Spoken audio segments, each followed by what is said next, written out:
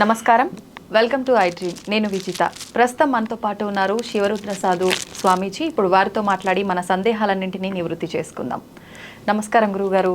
నమస్కారం తల్లి.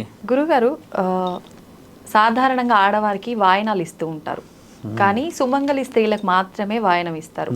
భర్త లేని స్త్రీలకు పసుపు కుంకుమ ఇలాంటి వాయనాలు అనేవి ఇవ్వరు. ఎందుకని గురుగారు? చూడమ్మా, ధర్మమైన ప్రశ్నకి హిందూ ధర్మంలో పసుపు కుంకుమ అనేది ముఖ్యంగా మనం చెప్తే భర్త కట్టిన తాళికి విలువ. అంటే వాయనం కూడా ఇచ్చేది వాళ్ళే. ఎక్కువ ఈ మధ్య కాలంలో వాయనాలు ఇచ్చే కార్యక్రమాలు తగ్గుతూ వచ్చాయి. గతంలో చెప్పుకుంటే ఈ వాయన కార్యక్రమాలు శివరాత్రికి కానీ ఇంకేదైనా పండుగలకు కానీ ఇంట్లో ఎవరికైనా పెళ్లి కుదిరితే కానీ చేసేవాళ్ళు. అంటే ఖచ్చితంగా 3 నెలలకు 4 నెలలకు జరిగే కార్యక్రమాలు.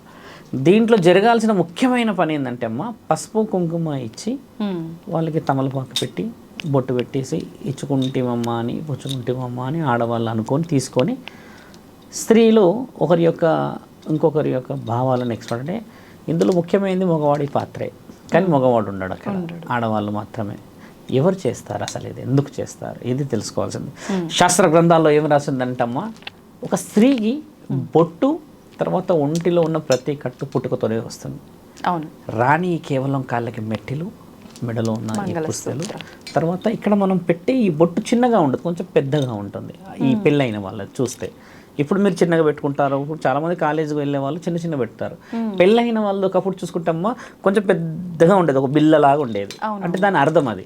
తర్వాత పసుపు కుంకుమలు కూడా ఇచ్చేవాళ్ళు. ఇలాంటి ఈ కార్యక్రమం అనేది తల్లిదండ్రుల నుంచి రావు, ఒక బయట నుంచి వచ్చిన ఒక పురుషుడి నుంచే వస్తాయి. వీటికి ఎందుకు ఈ విలువ ఉంది? వాయనం ఇచ్చుకోవడం ఎందుకు? శాస్త్ర గ్రంథాల్లో పరమాత్ముడే రాసిన రాతలో, అంటే పెళ్ళిళ్ళు స్వర్గంలోనే నిర్ణయించాక మనం ఎందుకు తీసుకోవాలి అనే ఈ కార్యక్రమంలో ఉన్న గొప్పతనం ఏంటంటే అమ్మ, ఎక్కడైతే పురుషుడు భార్య పురుషుడు ద్వారా సుఖపడి అన్ని భోగాలను అనుభవించి కష్టం ఇష్టం నష్టం చూస్తున్న వాళ్ళు ఎందుకు ఇస్తారంటే అమ్మ, సౌభాగ్యం బాగుండాలి అని. సాక్షాత్తు పార్వతీ మాత కూడా ఈ యొక్క వాయనాన్ని ఇచ్చుకున్నా కూడా 3 దేవతలు వెళ్ళాల్సిందే. ఎందుకంటే శివుడు ఎన్ని కష్టాలతోనే అలా దుమ్ము ధూళి నెత్తిలో గంగని పెట్టుకొని కళ్ళు తెరవకుండానే శ్మశానంలో కూర్చుంటాడు. కాబట్టి ఆయన బాగుండాలి, ఆయనకి ఎలాంటి గాలి ఏది సోకకుండా ఆరోగ్యకరంగా బాగుంటే కదా నేను బాగుంటా. భగవంతునికి కూడా గాలి సోకుతుందా అని అమ్మవారిది కాదు, పార్వతీ మాతది కాదు నేను అంటుంది. ఆమె ఇచ్చిన దాని తర్వాత మానవులకు వచ్చాను నేను, మనుషులకు అంటున్నా. అలాంటి ఉద్దేశం మనిషికి, ఆయనకి ఎలాంటిది సోకకుండా, అంటే రోగాలు గాలి సోకడం అనేది మన శాస్త్ర గ్రంథాల్లో లేదు, మానవులు పెట్టింది మాత్రమే. ఎలాంటి ఆరోగ్య పరిస్థితుల్లో నియమ నిబంధనలు మాట్లాడితే ఆయన ఉద్యోగం పోయి అలసిపోయడం, 40 ఏళ్ళకే ఈ రోజుల్లో 60 సంవత్సరాల జీవిత చక్రం అయిపోతున్నట్టుంది. అలాంటి స్థితిగతులు రాకుండా కొంతమంది చూడమ్మా, కిడ్నీస్కి ఎఫెక్ట్ అయిన వాళ్ళు ఉంటారు, గుండె సంబంధించిన వాళ్ళు ఉంటారు, మద్యం సేవించిన వాళ్ళు ఉంటారు కదా. వీళ్ళన్నిటికీ వాయనమే అనేది ఎందుకు చెప్తున్నా అంటే అమ్మా, భాగ్యం అనేది ఏదైతే ఉంటుందో సౌభాగ్యం, భర్త బాగుంటేనే బాగుంటుందని, ఆయన బాగా అయిపోవాలని 10 మంది ఆశీర్వాద బలం తీసుకోవడానికని ఈ వాయనాలు ఇస్తారు. ఒకప్పుడు కూడా అంతే, 11 మంది నుంచి 21, 51, 100 మందికి ఇస్తారు కదా. అలాంటి వ్యక్తుల ద్వారా అందరు ముత్తైదుల ఆశీర్వాదం పొంది ఈ ముత్తైదు కూడా ఆయన భర్తని కాపాడుకోవడాలనేది జరిగేది యాక్చువల్లీ తంతమ్మ. మీరు అన్నది ఇప్పుడు నేను పార్వతీమాత వాయనం ఇచ్చినా కూడా 3 దేవతలు వెళ్ళాలని అన్నాను. అందులో శివుడు బాగుండాలని ఇవ్వడంలో పార్వతీమాతకి మీరు అన్నది శివుడిని దేవుడిలాగా చూశారు. ఇక్కడ ఇందాక అడిగారు కదా, గాలి సోకుతుందా గురువు గారు అనేది. శివుడికి గాలి సోకదు.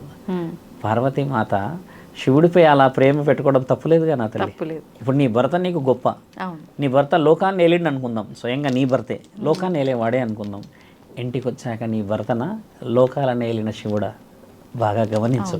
కడప దాటాక నీ పెనిమిటి, నీ శరీరం మీద నుంచి నీ అంతరాత్మవై అన్ని హక్కులు ఉన్నవాడు ఒక మగాడు.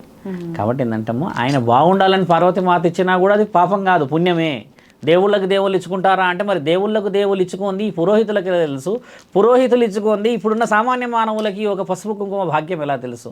అంటే శాస్త్ర గ్రంథాల్లో ఏం రాసిందంటే, మనం పాటిస్తున్నదంతా మనకంటే ముందు పెద్దవాళ్ళు అనుభవించి రాసిన రాతలే కదా, అంతకుమించి తేడా లేవు కదమ్మా. అందుకంటే దేవుడు ఎవరికి ఏం విషయం చెప్పాడు, కారణ జన్మల కళలో ఏం చెప్పాడు? అరుంధతి ఉంది, మీకు తెలుసా అమ్మ అరుంధతి ఎంతటి మహాపతివతం? మీకు తెలుసా? భూమండలంలో మొట్టమొదటి స్థానంలో ఉన్న మొట్టమొదటి పవిత్రత ఒక పతివత అరుంధతి. ఆవిడని అగ్గి కూడా పట్టుకోలేదు ఇంతవరకు. అగ్గి కూడా ముట్టుకోలేదు. శివపురాణంలో రాసి ఉంటుంది, అగ్గి అందరినీ అపవిత్రత చేయాలి. 6 పతివతలమ్మ. అందులో రావణాసుడి భార్య కూడా ఉంది, సీతాదేవి కూడా ఉంది, మండోదరి. ఇలా ఉన్న దాంట్లో అమ్మ అరుంధతి అందరినీ రావణాసురుడు ఈ మన అగ్ని అందరినీ తాకగలిగింది. అంటే ఎలా అంటే పతివతవా కావా తెలుసుకోవడానికి అని చెప్పి ఒక పరీక్ష పెట్టిన సమయంలో అందరూ వచ్చి అగ్నిని తాకారు, కానీ అగ్ని మాత్రం ఈ అరుంధతిని తగలలేదు వచ్చి.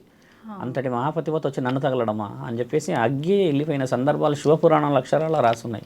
అలాంటి పతివత కూడా ఏం కోరుకుందంటే అమ్మ, నువ్వు అడిగిన సందర్భానికి వాయనం ఎందుకు అన్న విషయం చెప్తున్నా. ఒక వయసులో ఉన్నప్పుడు వాళ్ళ యొక్క తల్లిదండ్రులు అమ్మ స్వయంవరం ప్రకటించాల్సిన సమయం వచ్చింది, నీకు పెళ్లి చేయాలి అరుంధతి నా బిడ్డ, యువరాజులు వస్తున్నారు, రాజులు వస్తున్నారు కదా అని చెప్పిన ఆ సందర్భం అందరూ వచ్చి చూసిన తర్వాత ఎవరిని కూడా చూసి మెచ్చలేదు ఆవిడ. ఎంతమంది రాజులు వచ్చినా మెచ్చలేదు. మెచ్చకపోయిన ఆ తరుణాన్ని ఏం చేసింది తెలుసా అమ్మ, తండ్రి ఎవరూ నువ్వు తెచ్చిన వాళ్ళు నాకు నచ్చలేరు, నాకు నచ్చిన వాడు ఫలానా ఊరిలో ఉన్నాడు, ఫలానా రాజు కొడుకు, కానీ రాజ్యం లేదు, ఓడిపోయాడు, అన్నీ కోల్పోయాడు, సర్వం కోల్పోయాడు అని అన్నాక, అదేంటమ్మా మనం రాజవంశంలో పుట్టాము, రాజనీతి ప్రకారంగా పెళ్ళిళ్ళు చేయాలి కదా అని అంటే, లేదు నాకు ఆయననిచ్చి పెళ్లి చేస్తే చెయ్యండి, లేదంటే నాకు పెళ్ళి వద్దు అని అన్న ఆ తరుణం ఈయన ఏం చేస్తాడంటే, తల్లిదండ్రులు ఇద్దరు కలిసి ఆమె అరుంధతి తండ్రి పేరు అసుపతి, ఇద్దరు వెళ్ళి ఆయనను తీసుకురండి, జాతక బలాలు చూయించండి, ఆయనకు జరగబోయే కార్యక్రమాలు నాలాంటి ఒక రాజు బిడ్డను చేసుకోవాలి అంటే ఆయన ఏ విధంగా ఉన్నాడో చూడాలి అని అన్నప్పుడు గుణవంతుడై ఎంతో చాలా బాగా కనబడితే జాతక బలం చూస్తారు తల్లి. చూసినప్పుడు ఆయన కరెక్ట్గా 365 రోజులకి చనిపోతాడని రాసుంటుంది. 365 రోజులకే మరణం. అరుంధతి చేసుకుపోయే ఒక పెనిమిటి భర్త 365 రోజుల తర్వాత చనిపోతే ఎలా చేస్తావమ్మా అని అడిగితే, నాకు ఆయన్నే కావాలని పట్టుబడితే, అమ్మ రాజ్యం నుంచి నిన్ను బహిష్కరిస్తాం, పెళ్లి చేసుకో, నేను వెళ్ళిపోవాలి, కానీ మా దగ్గర నుంచి ఎలాంటి వాయనాలు నీకు అందవు, అంటే హంగు ఆర్భాటం కానీ ఇంకేదైనా బంగారు వంతులు కానీ ఇంకేది ఇవ్వం మేము అని చెప్తే, మీ ఇష్టం, నాకు నచ్చాడు తీసుకుంటున్నాను, పెళ్లి చేసుకుంటున్నాడు, ఆయన పేరు సత్యవంతుడు, పెళ్లి చేసుకుంటుంది వెళ్ళి అరుంధతి. ఏమ్మా నన్ను వరించావే నువ్వు అది ఇదని అడుగుతాడు. నా దగ్గర ఏమీ లేదు కదా, కట్టెలు కొట్టేతేనే నాకు అక్కడ ఏదైనా జరుగుతుంది అని అంటే, ఏదైతే అరుంధతి అమ్మ బయటికి వెళ్తుందమ్మా, ఒక చీరతో, నార చీరతో, మామూలు చీరతోనే వస్తుంది బయటికి. పెళ్లి చేసుకున్నాక ఈయన దగ్గరికి వచ్చిన తర్వాత ఈవిడ ఒంటి మీద ఉంటే బట్టలు వాళ్ళ ఒంటి మీద ఉంటే బట్టలు వీళ్ళు ఒకటే ఒంటి మీద బట్టలు ఉండాలంతే. బాగా గుర్తుపెట్టుకోండి, ఒక్కరి మీదే బట్టలు ఉంటాయి, ఇంకొక అతనికి బట్టలు ఉండని సమాజం అప్పట్లో. అప్పుడు ఏం చేస్తారంటే, సంవత్సరం దగ్గరికి పడుతున్న తరుణంలో నా తండ్రి పరమేశ్వరుడు అప్పుడు దిగుతాడు భూమండలానికి, భవతి భిక్షాందేహి అని. అంటే మునివర్య మమ్మల్ని క్షమించండి, మేము కడప దాటి రాకూడదు, నా పెన్మిటి బయట ఉన్నాడు, వచ్చాకే నేను వస్తాను బయటికి మీకు భిక్ష వేయడానికి అని అంటాడు. అన్న తర్వాత కొద్దిసేపు ఆగుతానని ఆగుతాడు. అలా అలా అలా అలా ఒక 4-5 గంటల సమయం తండ్రికి కోపం వస్తుంది. ఇల్లేమో అలంకరించి పెట్టావు, చూస్తే ఎంత అందంగా చందంగా పెట్టావు, నువ్వు బయటకు వచ్చి భిక్షాటన వేయలేవా నాకు అన్న తరుణం. అప్పటికే సత్యవంతుడు వస్తాడు. ఇక రాగానే లోపలికి వెళ్ళగానే ఆవిడ బయటకు వస్తుంది. ఈయన బట్టలన్నీ ఈ తీసిన ఈ యొక్క పైన ఈ పంచ ఇవన్నీ తీసేసి అరుంధతి అమ్మ కట్టుకొని బయటకు వచ్చి కొంచెం ఆయన గారికి భిక్ష ఇస్తుంది. అది కూడా చాలా చిన్న భిక్ష వేయగానే, ఏదో పంచభక్ష పరమన్నాలు పెట్టినట్టు నన్ను 4 గంటలు బయట నిలబెట్టావు, ఆయన ఎవరో నీ పెనిమిటి రాగానే నువ్వు బయటకు వచ్చావు అని అంటే, తల కిందకి పెట్టి క్షమించండి స్వామి, నన్ను మాకు ఉన్నది ఒకే చీర, ఒకే దుస్తువు, నా పెనిమిటి కట్టుకుంటే నేను, లేదా మీ ఇద్దరిట్లో ఒకళ్ళు బయట ఉంటే ఒకళ్ళు లోపటే ఉండేది. ఉదయాన్నే నా పెనిమిటి లేవక ముందుకు లేచి ఇల్లంతా శుభ్రం చేసి ఆయనకి ఇచ్చిన ఈ దుస్తులు ఆయన మళ్ళీ ఊరంతా వెళ్ళి అన్ని పనులు చేసుకొని వచ్చాక నేను కట్టుకొని వంట చేస్తే కార్యక్రమం అన్నప్పుడు ఆయన ఏమంటాడంటే, ఆమె ఆ యొక్క మహత్యాన్ని, ఆ యొక్క ఇల్లు శుభ్రత, భర్తకిచ్చిన గౌరవాన్ని, ఆయన లేకుండా బయటికి రాకుండా ఇచ్చిన ఆ యొక్క భిక్షని దీర్ఘ సుమంగళి భవ అని ఆశీర్వదించి వెళ్తాడు. వెళ్ళిపోయిన తర్వాత తండ్రి ఆమె ఇలా నమస్కారం పెట్టి ఇలానే ఉంటుందమ్మా. లోపలికి వచ్చిన తర్వాత కరెక్ట్గా 1 మాసం దాటాక దిగుతాడు యముడు దున్నపోతుపై. ఎందుకంటే సంవత్సరం పడ్డది కదా, ఈయన తీసుకెళ్ళాలి కదా సత్యవంతుడిని. వచ్చి పాశం వేస్తాడమ్మా. పాశం వేస్తే అరుంధతి అమ్మ అడ్డుపడుతుంది. వలదు నా తండ్రిని, నా యొక్క భర్తని తీసుకుపోకూడదు నీవు అంటే, లేదు సృష్టి ధర్మంలో ఎవరు ఆపడానికి లేదమ్మా, నీ భర్త అయినా ఎవరైనా తల్లి అరుంధతి తీసుకెళ్ళాలి అని అంటే, అప్పుడు నేను వస్తాను నా పెనిమిటితో అని మొదట అరుంధతి, ఆ తర్వాత పెనిమిటి దున్నపోతు మీద పోతూ ఉంటారమ్మ. ఆ విధంగా కొద్ది దూరం వెళ్ళిన తర్వాత అడుగుతుంది అమ్మ, ఆయన అడుగుతాడు, అమ్మ నువ్వు నా ఎంబడి రాకూడదు, నీ ఆయుష్ చాలా పెద్దది, నీ వెళ్ళి రాజ్యాన్ని అనుభవించాలి, నీ వల్ల చేయాల్సిన గొప్ప కార్యక్రమాలు ఎన్నో ఉన్నాయి అది అని చెబుతూ ఉంటే, లేదు నా రాజ్యమే అయినా, నా రాజే అయినా, నా దేవుడే అయినా, నా పరమాత్ముడే అయినా అని చెప్తుంటుంది.